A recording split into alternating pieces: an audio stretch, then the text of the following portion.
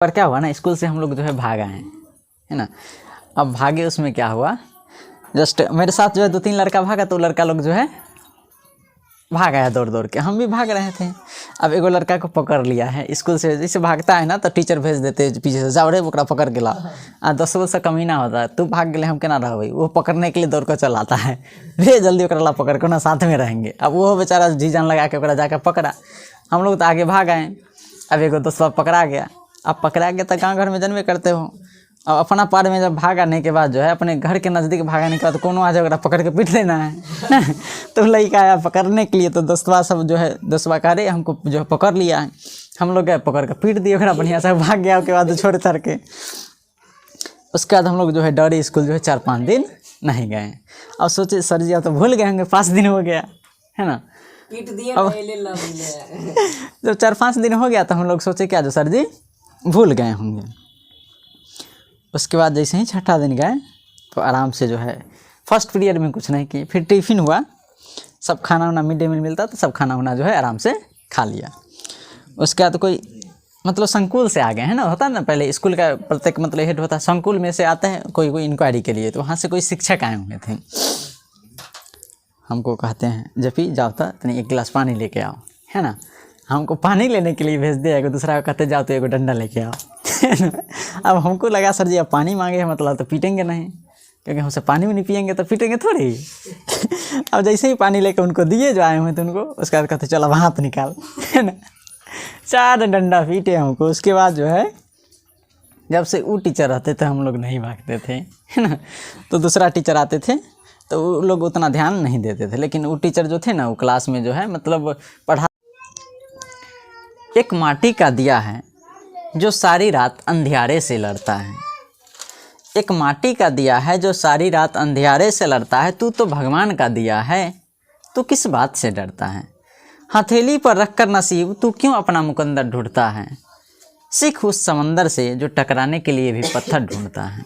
नमस्कार दोस्तों, स्वागत है आपका हमारे YouTube चैनल पे। आप लोग अगर अभी तक मेरे चैनल को सब्सक्राइब ना किए होंगे तो मेरे चैनल को सब्सक्राइब कर लेंगे, साथ में वीडियो को लाइक कर देंगे और दोस्तों के साथ शेयर करेंगे। आज जो हम लोग पढ़ेंगे वह टॉपिक है हमारा explanation of diffraction of light on the basis of wave theory. तो हम लोग पढ़े थे जो लाइट का संचरण जो है वेव के रूप में होता है।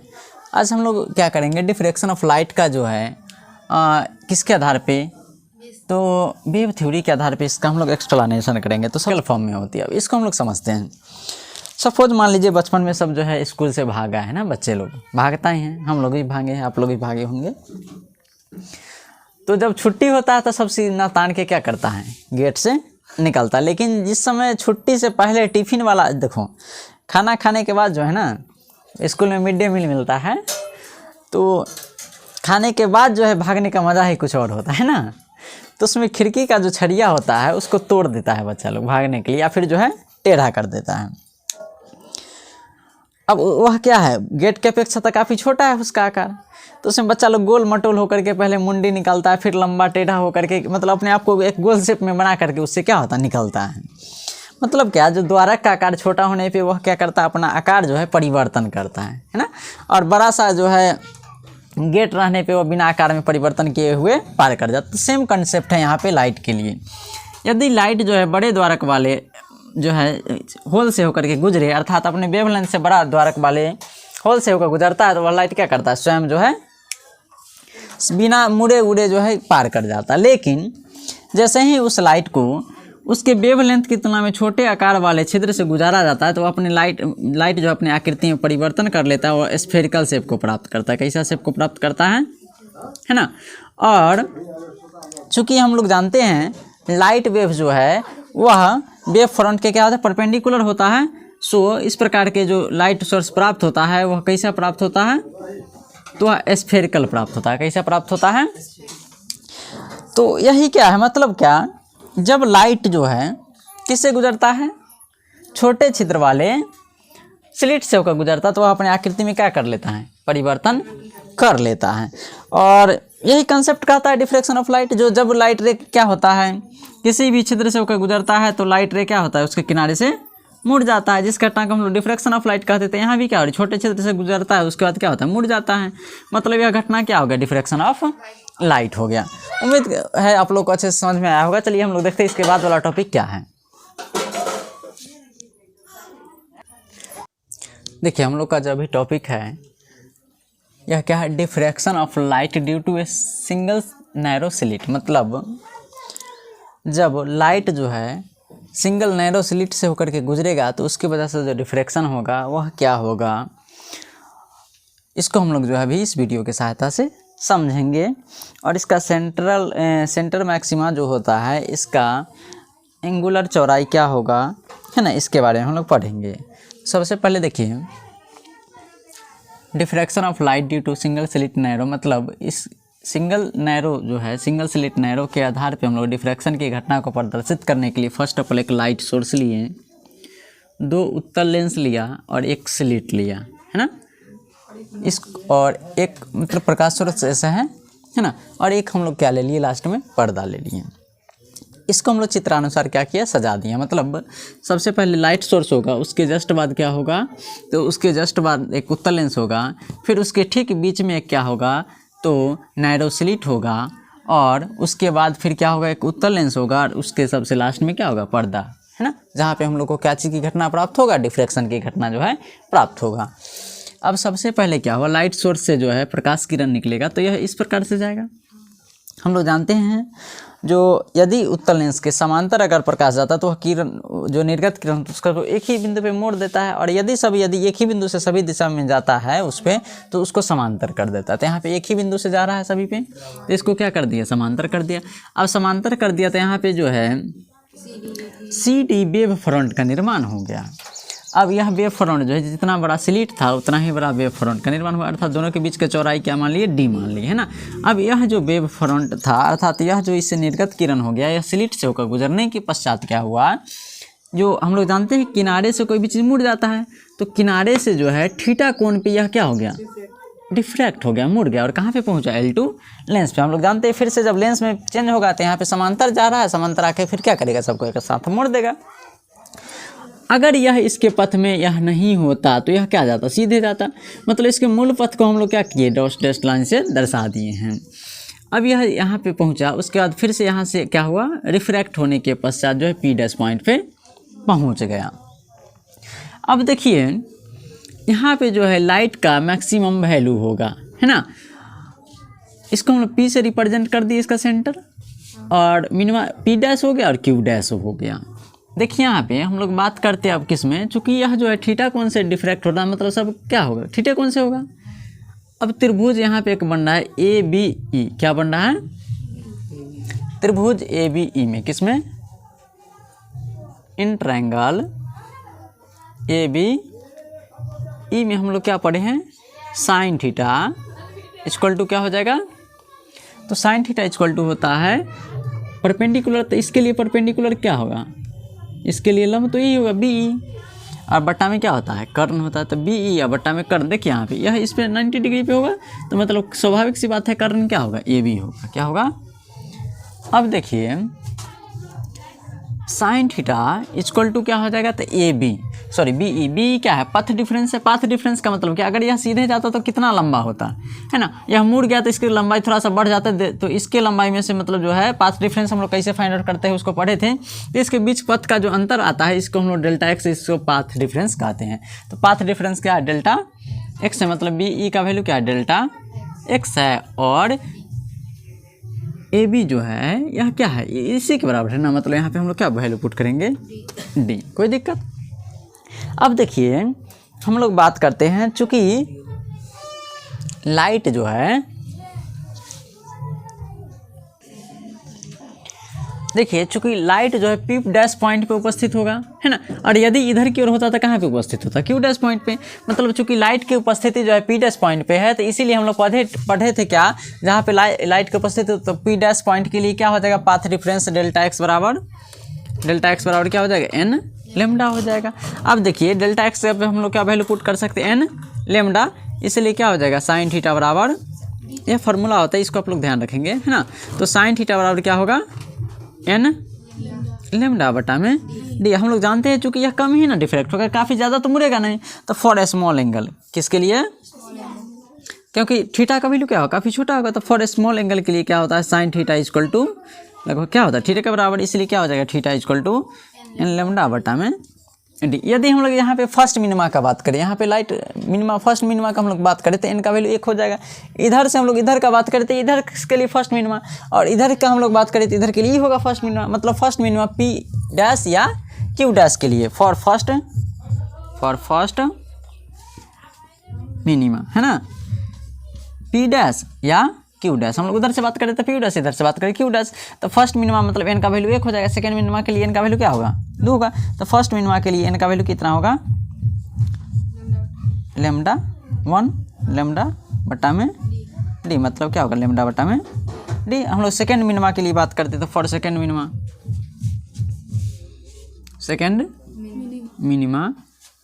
क्या होगा एन बराबर 2, है ना, तो क्या हो जाएगा थीटा बराबर 2 लैम्डा बटा में डी हो गया।